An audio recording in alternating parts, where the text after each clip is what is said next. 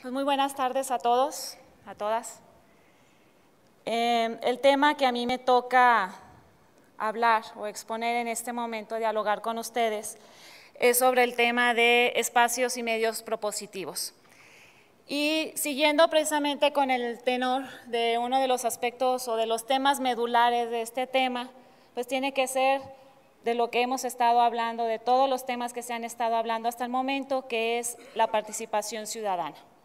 Y la participación ciudadana es un tema bastante complicado, porque la participación la hacemos de miles de maneras, ¿no? La participación ciudadana es un acto social y como somos personas, todos nos relacionamos de diferentes maneras, trabajamos de diferentes maneras, lo hacemos por nuestra cuenta o podemos trabajar en conjunto. Por lo tanto, no existen definiciones que sean específicas o que nos digan exactamente qué es la participación ciudadana, porque son conceptos muy amplios. Sin embargo, lo que sí sabemos es que la participación ciudadana es un elemento básico de toda democracia. Y aquí, para iniciar precisamente con la exposición, quiero hablar precisamente un poquito de esta relación que existe entre democracia y ciudadanía, o democracia y ciudadano. Y tradicionalmente nosotros tenemos un concepto meramente jurídico, o por lo menos el concepto de democracia con el que más estamos familiarizados es con el concepto jurídico, es decir, nosotros participamos políticamente, votamos, elegimos a representantes y esos representantes son los que van a tomar las decisiones. Nosotros trasladamos ese poder de decisión a los funcionarios públicos, a los diputados, al presidente municipal. Es por eso que muchos definen la democracia como una forma de organización en el Estado, en la cual las decisiones colectivas son adoptadas por el pueblo mediante mecanismos de participación directa o indirecta. Y bajo este esquema se le considera también al ciudadano un miembro de la comunidad organizada que reconoce la cualidad para ser titular de derechos y deberes y que tiene que hacer que estos derechos y estos deberes se cumplan, ¿no? ¿Qué estamos diciendo con estos conceptos tradicionales? Si bien el concepto de democracia, que los griegos nos decían que era el poder en el pueblo, pues esa es la tradición, y así lo siguen pensando todavía muchos políticos, y ese es el esquema que ellos tienen. Sin embargo, en aquella época los griegos consideraban que los únicos ciudadanos iban a ser los hombres, porque las mujeres no tenían derechos a nada. Y en aquel entonces, si había una persona discapacitada, no tenía tampoco, digamos, el derecho a formar parte de toda esta comunidad. Por lo tanto, podemos decir que a través del tiempo el concepto de ciudadano, el concepto de democracia ha evolucionado, porque los derechos humanos son los que están ahora en este momento validando nuestra categoría como ciudadanos. Nosotros no somos los que vamos a votar, somos los que formamos parte de esta comunidad y somos los receptores de las políticas públicas que se están manejando. Por eso es importante, consideramos que es muy importante que también los funcionarios públicos y también nosotros como ciudadanos vayamos pensando o analizando que estos conceptos van a variar. Actualmente el PNUD considera 3 tipos de ciudadanía. La ciudadanía nos dice que va más allá de las interpretaciones legales y nos empiezan a hablar también de lo que es la ciudadanía civil, de una ciudadanía política y de una ciudadanía social. Dentro de estos conceptos, entonces,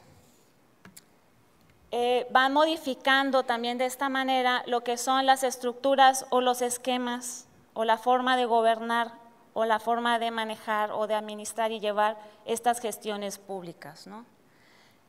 No queda ahorita o no debemos pensar que el ciudadano es el que va a votar y que el funcionario público es el único que tiene el derecho. Sin embargo, lamentablemente todavía muchas personas consideran que así debe de ser.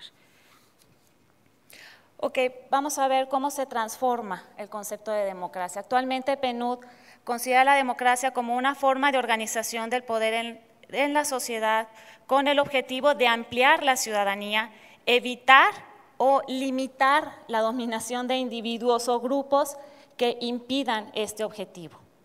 Entonces, se supone que ahora ya, dentro de toda esta estructura gubernamental, también el gobierno tiene que garantizar nuestros derechos y evitar precisamente que ciertos grupos de dominación o ciertos aspectos, ciertos grupos, mejor dicho, no lo permitan, ¿no? Así también, dentro de estos elementos de democracia, el PNUD nos dice que para que exista democracia debe de tener el origen del gobierno, debe estar sustentado en procesos electorales periódicos, libres y transparentes, el ejercicio del poder mediante instituciones que garanticen un Estado democrático y que toda la finalidad de esta democracia es para garantizar, materializar y extender los derechos ciudadanos en las esferas políticas, civiles y sociales. Y es precisamente en este último punto en donde nosotros podemos decir que como ciudadanos tenemos también un derecho a la participación. Sicardi plantea aquí algunos conceptos, sí, de participación ciudadana. Sin embargo, me voy a permitir dar un concepto muchísimo más sencillo y mucho más amplio, ¿no? La participación ciudadana la podemos considerar como toda acción solidaria, individual o colectiva de individuos pertenecientes a una sociedad civil, quienes de manera organizada o no se enfocan a una finalidad pública. Hasta ahora, las formas más reconocidas precisamente de participación se estaban enfocando hacia lo que es el referéndum, en plebiscito, lo que son, sí, acciones políticas. Sin embargo, ya en el ámbito gubernamental, la Secretaría de Gobernación empieza ya a reconocer otras formas de participación ciudadana y le llama, o lo que ellos reconocen como una participación comunitaria, ¿no? Nos dice que ellos consideran que es una organización racional y consciente de personas que habitan en el municipio con el propósito de proponer las iniciativas que satisfagan sus necesidades, que definan sus intereses y valores comunes, colaborar en la realización de obras y prestaciones de servicios públicos, conocer sus responsabilidades como miembros del municipio e influir en las tomas de decisiones del ayuntamiento. Es decir, actualmente podemos ver que en el ámbito gubernamental, en el ámbito federal, todo este concepto de participación ciudadana está siendo ya más aceptado. Sin embargo, estos conceptos no han llegado todavía, como nosotros quisiéramos, a lo que es el ámbito estatal o el ámbito municipal. Por eso es muchísimo más difícil, o podemos ver que es muchísimo más difícil establecer una relación, digamos, de participación más allá de la acción comunitaria en estos ámbitos.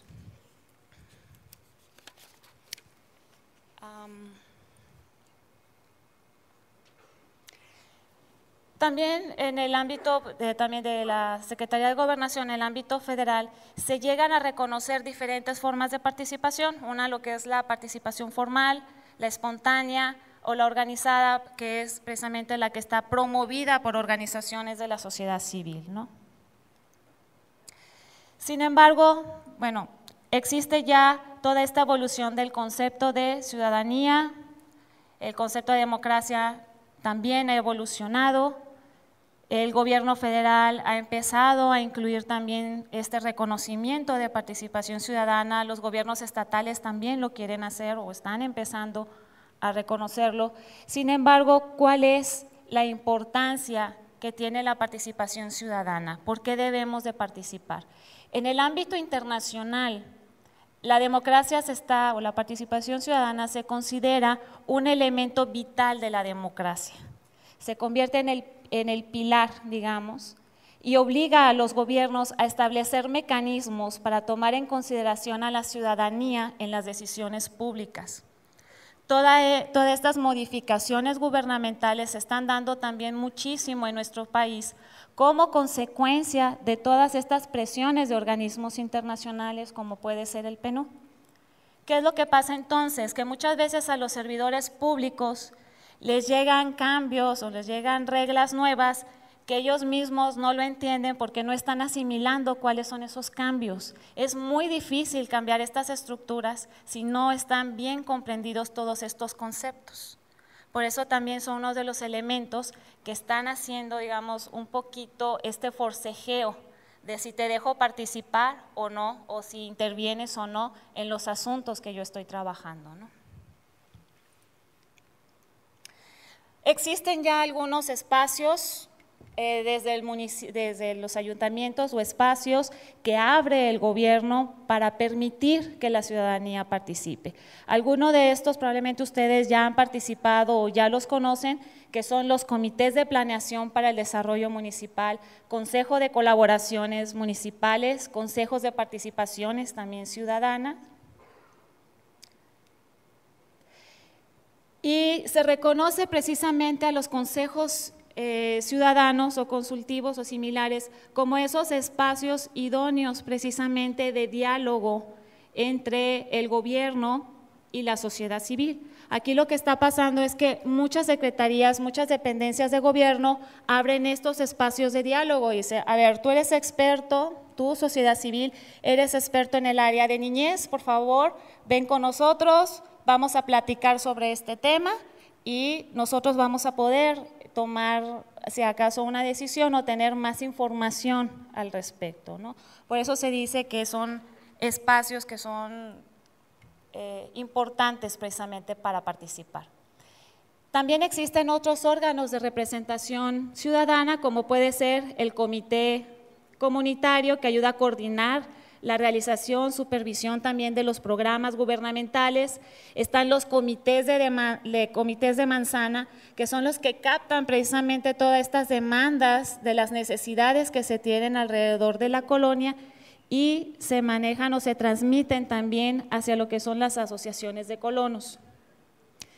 Las asociaciones de colonos también se dedican a conocer estos problemas y trasladarlos precisamente a los municipios, igual o de manera muy parecida a lo que realizan las juntas de vecinos, que actualmente es uno de los modelos de participación que han proliferado mucho en nuestro estado, sobre todo por las cuestiones de seguridad, ¿no?, en nuestras colonias. Tenemos también lo que son las vocales de control y vigilancia. Estos espacios en donde se procura, precisamente donde se observa, se procura, la transparencia, la honestidad y la eficiencia en la aplicación de los recursos públicos municipales. Están las asociaciones civiles también, están ustedes quienes están a cada rato dando esta retroalimentación o manifestándose sobre cuáles son las necesidades que se tienen en la comunidad o en el tema que ustedes están trabajando, y se manejan también lo que son los observatorios ciudadanos, que esto sirve para ir monitoreando cómo van funcionando estos programas de gobierno. Por ejemplo, en la cuestión de seguridad actualmente existen observatorios que van monitoreando los resultados, cuántos asesinatos hay, si han disminuido, etcétera, ¿no? Y estos sirven mucho no para atacar al gobierno, sino más bien para establecer esta retroalimentación, ¿no? Estas políticas no están funcionando, esto no va bien, hay que cambiar de rumbo. Tenemos también, aparte de estos órganos, tenemos también lo que le llamamos los instrumentos de participación ciudadana. Se maneja lo que son los presupuestos participativos, ¿no? Actualmente el gobierno del estado acaba de sacar una propuesta al respecto en donde va a permitir a los municipios que una parte de su presupuesto sea, digamos, votado por ciertos sectores o por su misma comunidad para que ellos decidan en qué proyectos van a invertir. Otro, lo que puede ser la planeación participativa también, en donde como ciudadanos también le decimos al gobierno municipal, queremos esto, necesitamos esta área, etcétera, para que lo incluyan precisamente en sus presupuestos. Tenemos los que son, o como estos instrumentos, lo que es las consultas ciudadanas. Tenemos la ley de transparencia, que fue también una gran lucha que tuvo que realizarse, y tenemos también ahora todos estos espacios a los que se llama Contraloría Social. En el gobierno federal ya se está manejando mucho la Contraloría Social, sobre todo en esos programas asistenciales. ¿En qué consiste eso? Que los mismos beneficiarios de los servicios, como pueden ser las guarderías del Seguro Social, evalúen los servicios que otorgan estas guarderías del Seguro Social, si se están cumpliendo con los objetivos, si el presupuesto que se le está aplicando, que se le asignó a estas guarderías realmente se están otorgando, se está dando la alimentación a los niños, están cumpliendo con los horarios, etcétera. Y esto se ha utilizado también mucho precisamente para retroalimentar al gobierno sobre cuáles son aquellos programas que no están funcionando correctamente o que no se están cumpliendo. Entonces, aquí otra vez, no se trata de establecer estos espacios para atacar al gobierno, sino más bien para retroalimentar y trabajarlo en conjunto, ¿no? Mejorar los servicios públicos. ¿Por qué es importante utilizar estos espacios? Bueno, tengo aquí algunos de los motivos de por qué es importante. Primero, promueve la democratización de la administración pública. Hacemos que los servidores públicos nos tomen en cuenta, que vean un poco más allá de los programas que ellos tienen, ¿no?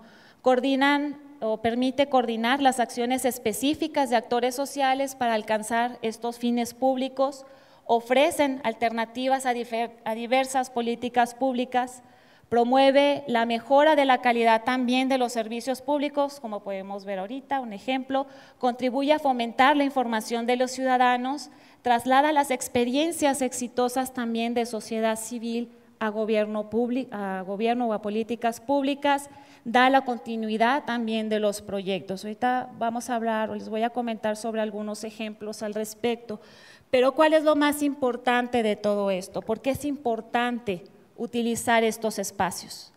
Porque si nosotros estamos utilizando, si nosotros estamos presentes en estos espacios, no vamos a permitir que el gobierno o que algún servidor público tenga todas las canicas. Necesitamos hacer contrapesos, es decir, necesitamos estar ahí presentes, ¿no? Necesitamos decirle al gobierno, servidor público, esto es lo que nosotros necesitamos, y también necesitamos que el servidor público comprenda y también se retroalimente de todo esto, ¿no? De toda esta información. Si dejamos todas las canicas, pues ya no hay juego, ¿no? Tenemos que trabajarlo en conjunto. ¿Cuáles son algunas experiencias que se han tenido en cuanto a participación ciudadana en el estado de Chihuahua? Bueno, una de ellas fue precisamente la propuesta de la Ley de Transparencia y Acceso a la Información Pública. Esto fue un poco complicado precisamente porque si bien esta ley nació como una propuesta de la sociedad civil, en aquel entonces el gobierno del estado no estaba muy convencido de que fuera la mejor propuesta. Inclusive el presidente de la Cámara de Diputados en aquel entonces contesta con una carta, con un oficio, diciendo que para qué queremos los ciudadanos una ley de transparencia, que lo único que se estaba fomentando era el morbo y de los ciudadanos obviamente, y que también iba a ser un exceso de trabajo para sus servidores públicos. Esa fue la creencia. Y el señor estaba realmente convencido. ¿Por qué? Porque otra vez estamos con este esquema en donde yo fui elegido por el pueblo y yo soy el que tomo las decisiones. A mí es al que me corresponde. Y si viene un grupo de personas a decirme que ahora yo tengo que abrirme, pues van a estar supervisando mi trabajo. Me van a estar cuestionando y hasta me lo pueden utilizar como un ataque político. Esa es la creencia. Y a lo mejor ahora que ya tenemos una ley de transparencia, vemos ese tipo de contestaciones absurdas. Pero es un hecho que si no se estuviera trabajando a favor de esta propuesta de transparencia, esta propuesta de política pública, pues las cosas seguirían exactamente igual, ¿no?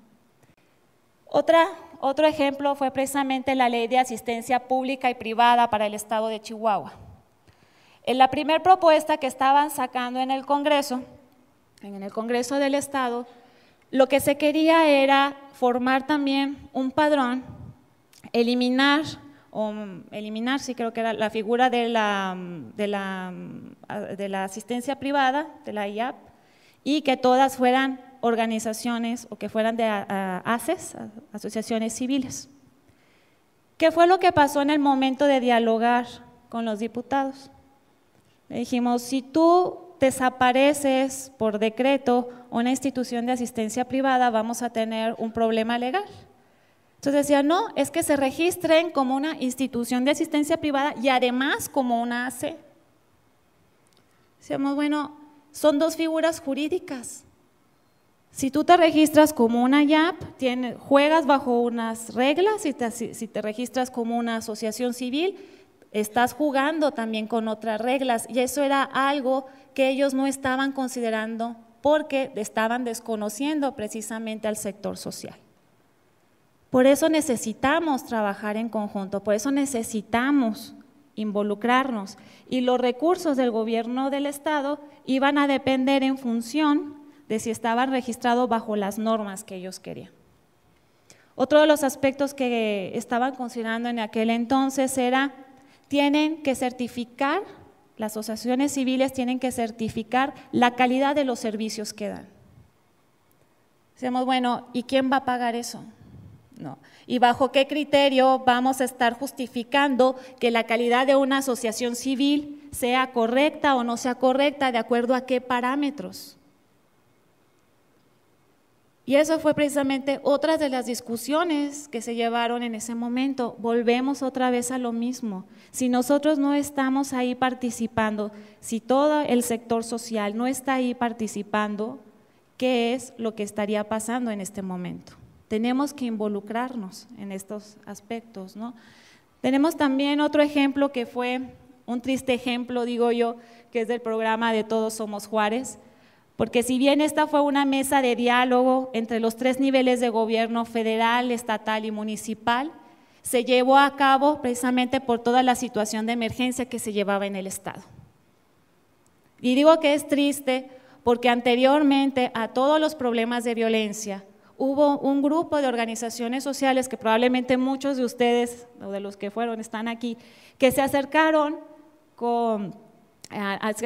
a la presidencia de la República precisamente a llevar una llamada de atención diciendo, oye, en Chihuahua, en Juárez, está incrementándose la violencia. Si no tenemos unas soluciones de base, si no tenemos ya un apoyo del gobierno federal, vamos a tener problemas sociales bastante fuertes. Y no se hizo caso al respecto. Y cuando ya tronó, digamos, toda esta bomba, toda esta violencia en el estado, es ya cuando se acercan los 3 niveles de gobierno y ahora sí vamos a ponernos a dialogar, que fue también una muy rica experiencia. Hay quejas de muchas personas también que estuvieron participando, pero en general se obtuvieron también muy buenos beneficios. Sin embargo, aquí hubo también otro problemita. Muchas de las organizaciones sociales que en un inicio se sentaron a dialogar con el gobierno, duraron poco tiempo en el diálogo, sino que después se separaron.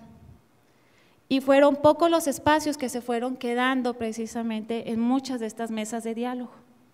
Otra vez nos separamos de nuestra responsabilidad. Otra vez nos hicimos a un lado y estamos dejando las decisiones en manos de otras personas, ¿no?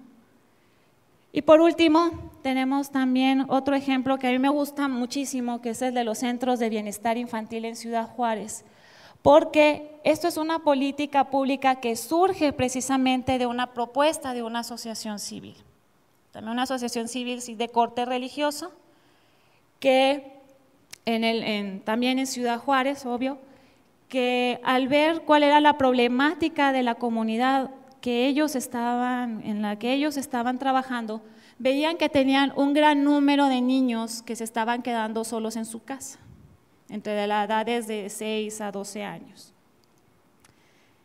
Entonces, ¿cuál era el problema que ellos veían? Se están quedando solos porque hay un gran número de familias que están mantenidas o que su sustento principal es la madre, y pues la mamá tiene que salir a trabajar, tiene que ir a la maquiladora, o son matrimonios, pero los dos tienen que trabajar en la maquiladora para poder subsistir, y pues los horarios que ellos tienen son de 5 o 6 de la mañana que salen de su casa hasta las 5 de la tarde que regresan a ella. ¿Dónde quedan esos niños solos? Entonces la propuesta precisamente de esta organización fue, vamos a crear nuestra guardería y vamos a formar una guardería del Seguro Social, ¿no? Una guardería participativa. Se acercan con el Seguro Social, sin embargo ven que la edad de niños que ellos podían atender era de 45 días de nacido hasta 4 años de edad, porque se supone que después de a partir de los 4 años, los niños ya deben de estar en la escuela. Entonces eso ya lo están cubriendo con la educación. Esta asociación no lo aceptó, trató de convencer al Seguro Social diciéndole, mira, lo que pasa es que los horarios de trabajo de todo este sector no coincide con los horarios escolares. Igual los niños salen de la escuela y se quedan solos en su casa. Necesitamos cambiar esa regla. El Seguro Social no pudo cambiar, no pudieron modificar ese límite de la edad, por lo tanto esta asociación pensó en organizar su propia guardería, a lo que llamaron centros de bienestar. ¿Qué fue lo que pasó?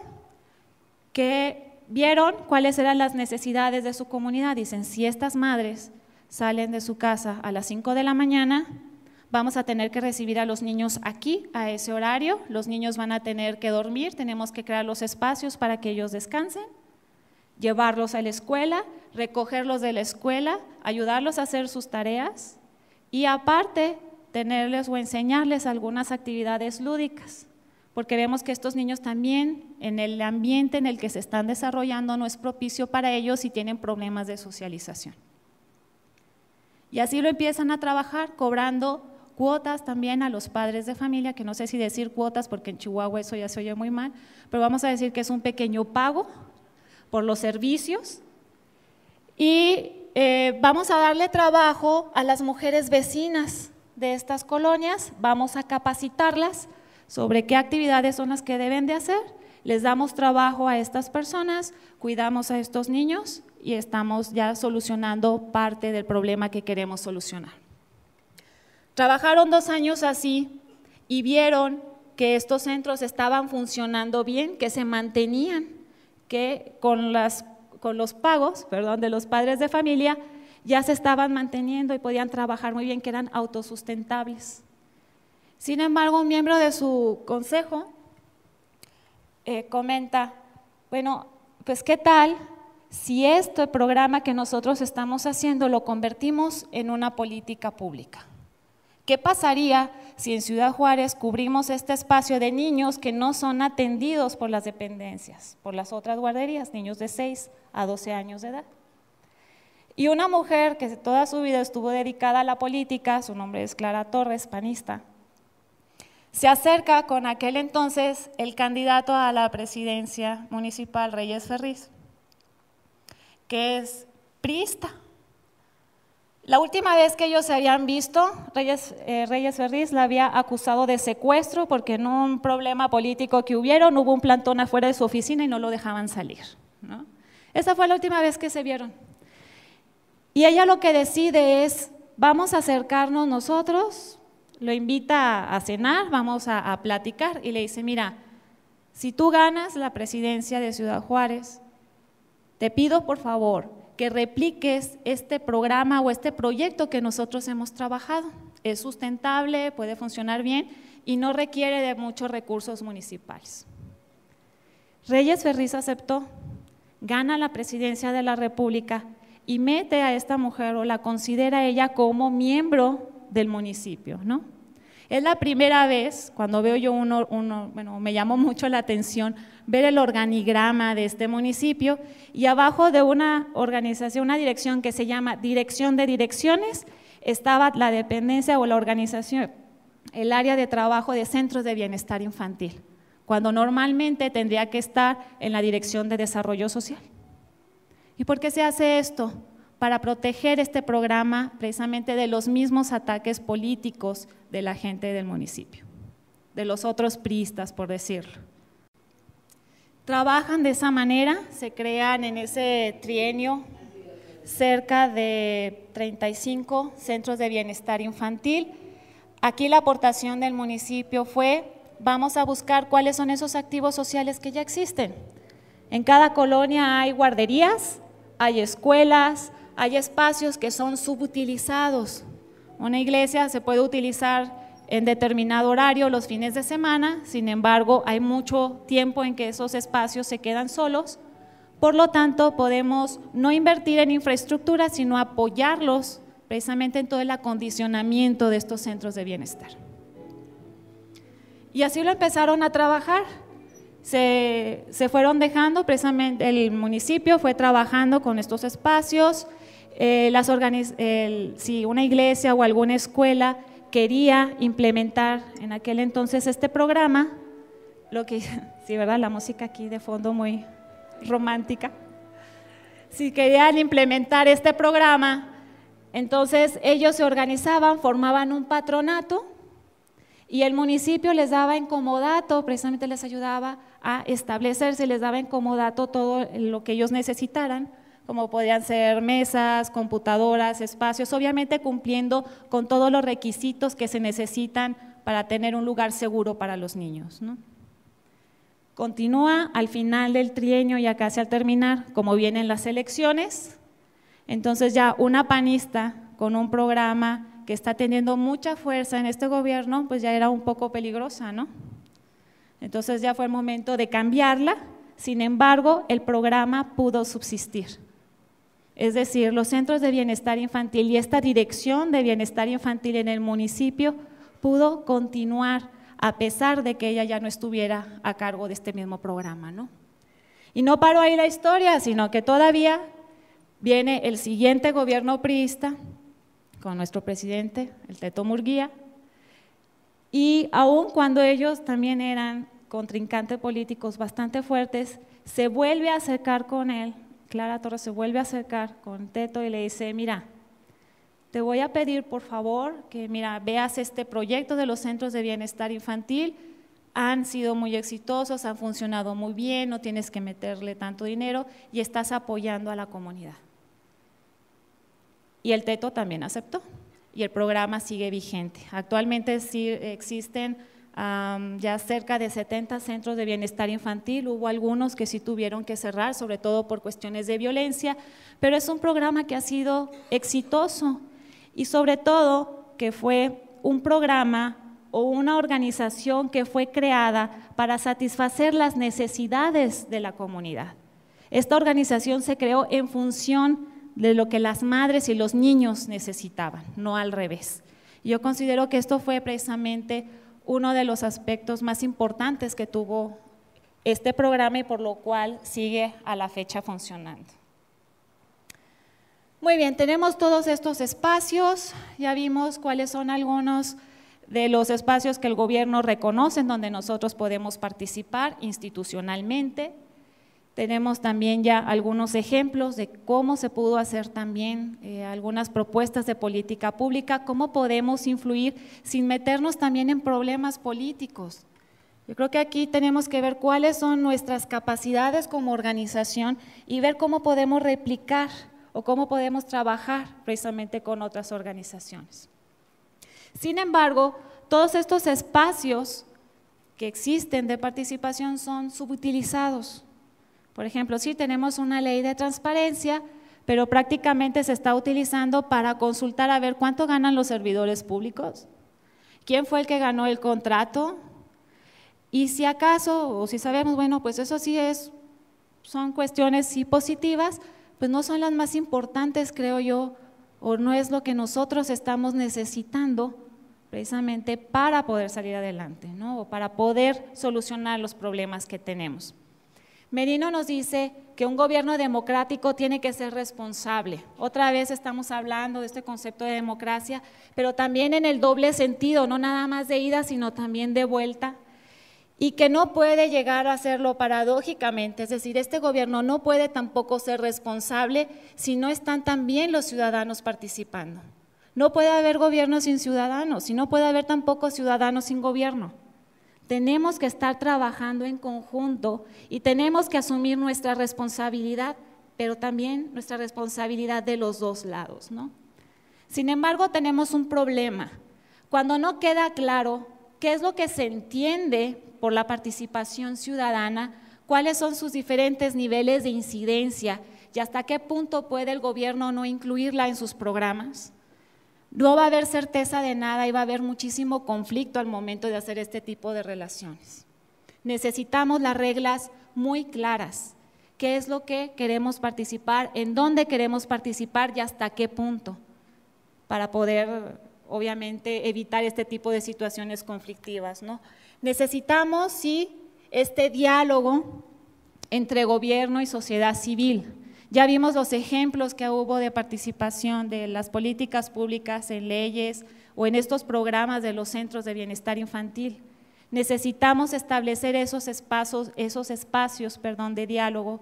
Sin embargo, nos topamos también que hay problemas al momento de establecer estos diálogos.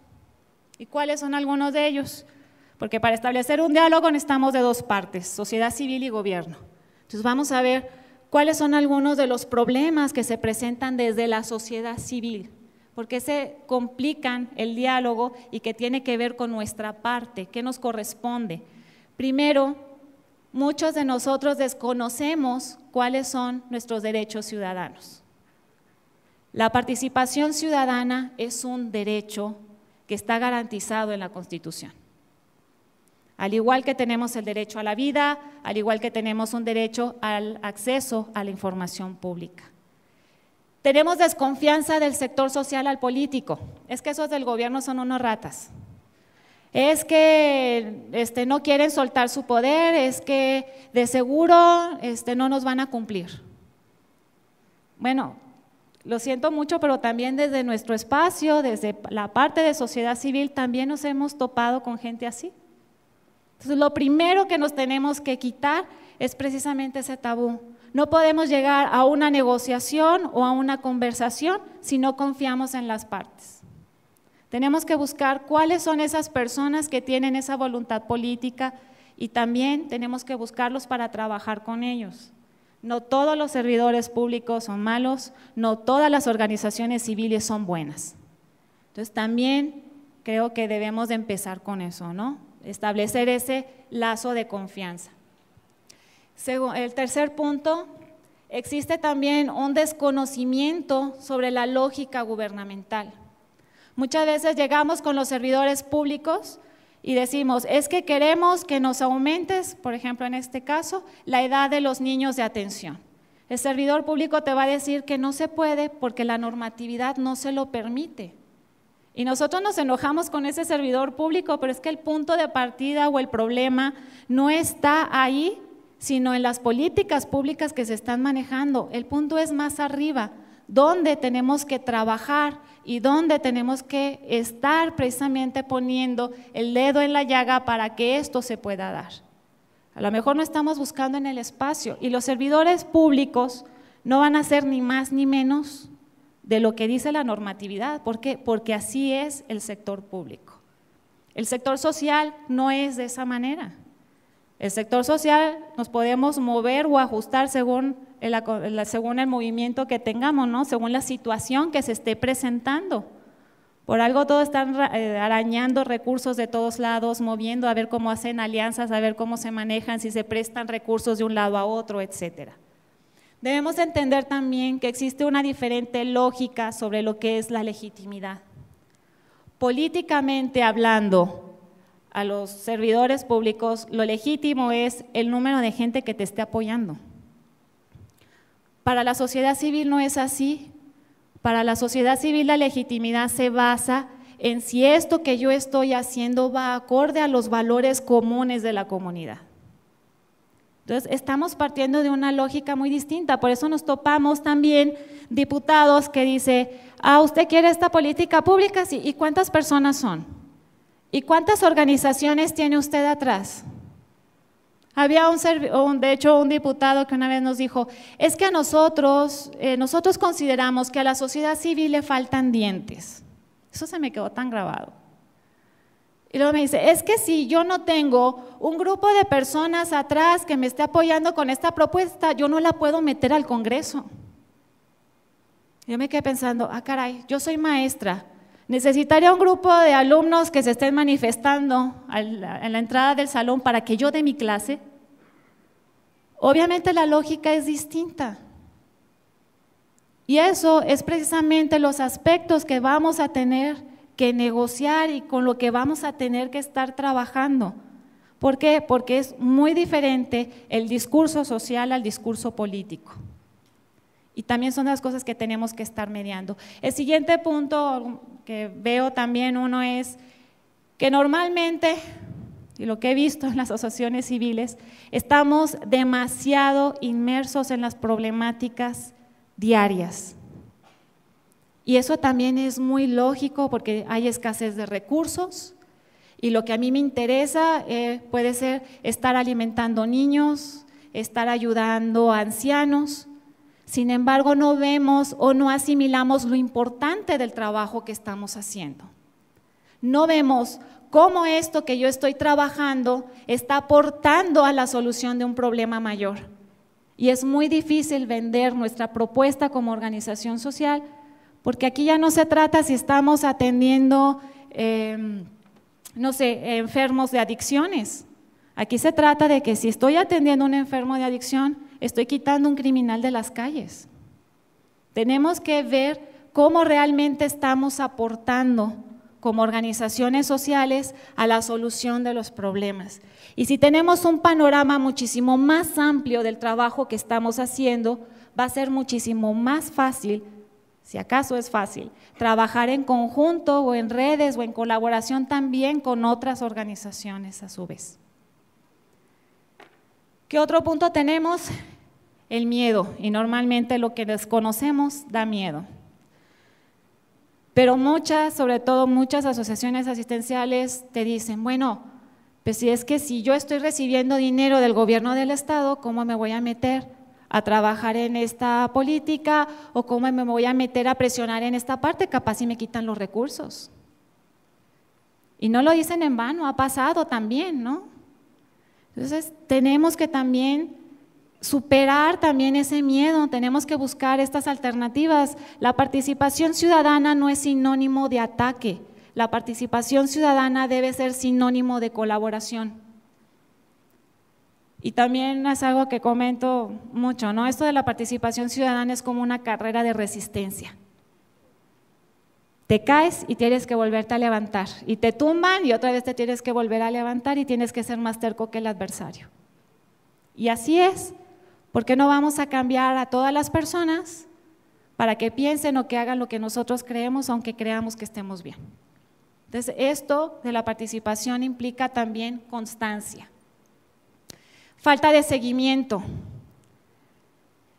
Hubo todo un movimiento social para establecer una ley de transparencia en Chihuahua. Se logra la ley, qué bueno, ya lo logramos, y después ¿qué pasa?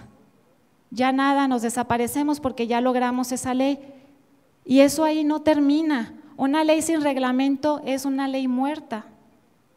Si no establecemos cuáles son las reglas del juego que nosotros queremos para nuestra comunidad o para nuestra sociedad, no nos va a servir absolutamente de nada. Y si permitimos todavía que esos espacios que se consideran ciudadanos se conviertan en espacios políticos, otra vez le estamos dejando las canicas al adversario. No hay equilibrio. Y lo único que estamos haciendo es que por falta de seguimiento estemos perdiendo esos espacios que nos costó tanto trabajo ir avanzando o trabajar, ¿no? Muchos comentan también que existe una falta de liderazgos individuales. Eso nos decían mucho en Ciudad Juárez, precisamente cuando llegó el gobierno federal para querer trabajar en conjunto con la comunidad.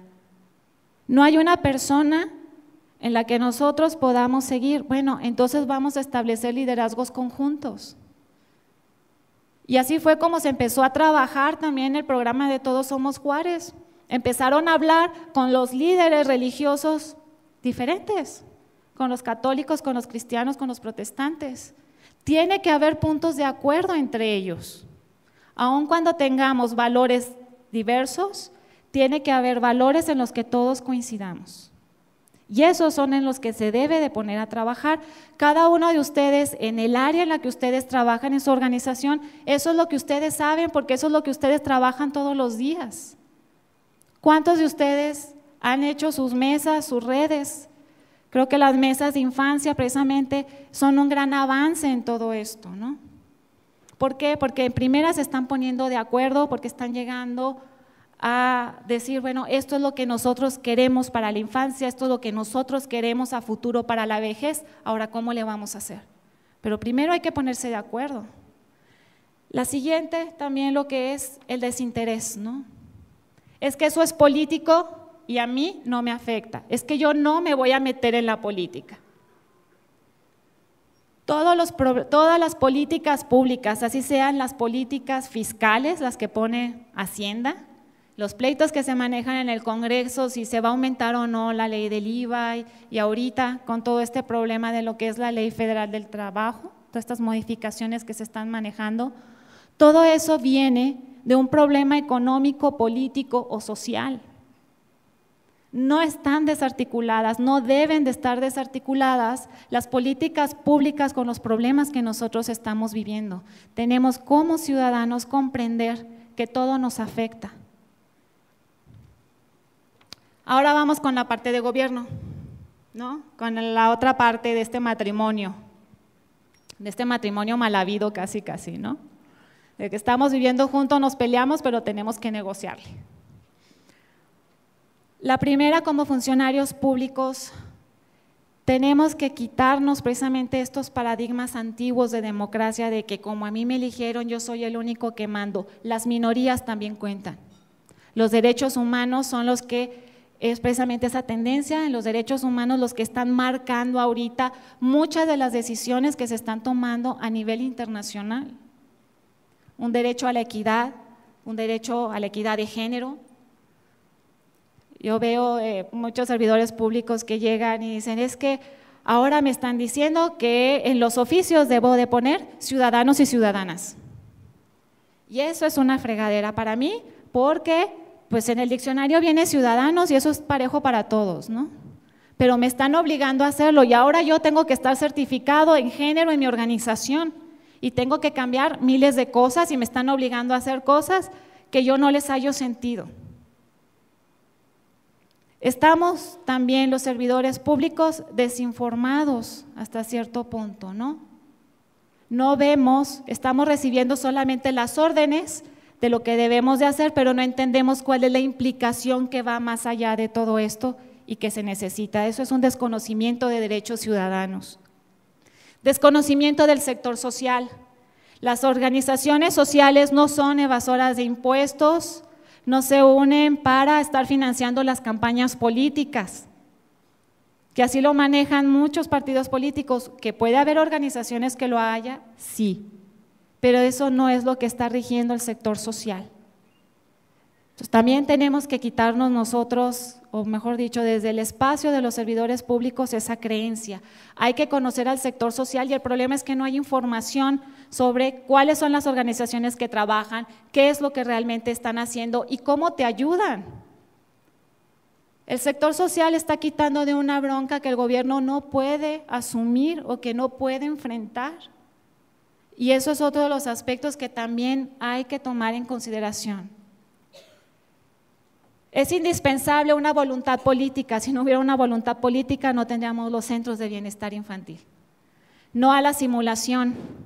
Hago que trabajo para que salga en el periódico todos los números de todos los pobres que yo ayude o todos los millones que invertí. Necesitamos trabajar en conjunto con las organizaciones para saber cómo resolver realmente los problemas de base. Hay que sensibilizarse también. Los pobres no son pobres porque ellos quieren. El problema que tenemos en Ciudad Juárez o en Chihuahua, ahorita ya en el resto de la República, como ya se está generalizando, no es porque las madres se fueron a trabajar y como son malas madres dejaron a sus niños solos. La situación no es tan sencilla, hay que sensibilizarnos sobre los problemas sociales y muchas veces como funcionarios públicos por las presiones están más preocupados por seguir el presupuesto que por resolver estos problemas. Y por último también lo que es pues dejar de tener un miedo a informar, ¿no? Yo sé que es difícil, sienten que les están o que a lo mejor no tienen por qué hacerlo o que tienen muchísimo trabajo y que aparte tienen que estar reportándole a otras personas, pero es que esto es parte del show. La participación ciudadana, la negociación no es un proceso sencillo. Siempre van a haber discusiones, siempre se van a tener que poner en la mesa esos diálogos, pero a final de cuentas, si tenemos la voluntad política, debemos de llegar a un acuerdo. Necesitamos comprender, como decía Echavarría, que si han fracasado los intentos del desarrollo humano basados en el protagonismo del Estado, también fracasarán los que se quieran realizar a sus espaldas. No podemos trabajar la sociedad sola si no tenemos el apoyo del gobierno. Y el gobierno también necesita a la sociedad civil para que esto pueda funcionar y que todos podamos salir adelante. Necesitamos indiscutiblemente trabajar en conjunto. Y ahí llego ya para no aburrirlos tanto con esta presentación. Si hay alguna pregunta, con gusto.